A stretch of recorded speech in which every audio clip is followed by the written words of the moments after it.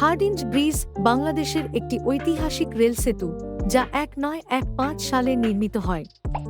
এই সেতুটি ব্রহ্মপুত্র নদীর উপর অবস্থিত এবং এটি বাংলাদেশের অন্যতম গুরুত্বপূর্ণ যোগাযোগ মাধ্যম।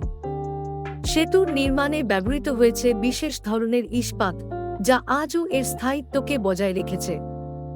হার্ডিঞ্জ ব্রিজের দৈর্ঘ্য প্রায় 1500 ফুট এবং এটি দেশের উত্তর ও দক্ষিণ অঞ্চলের মধ্যে যোগাযোগের একটি গুরুত্বপূর্ণ মাধ্যম। এই সেতুর মাধ্যমে প্রতিদিন হাজার হাজার যাত্রী ও পণ্য পরিবহন হয়। এটি শুধু একটি সেতু নয়, বরং বাংলাদেশের ইতিহাসের একটি অংশ। ব্রিজটি দেখতে খুবই সুন্দর এবং এর স্থাপত্যশৈলী সত্যিই চমৎকার।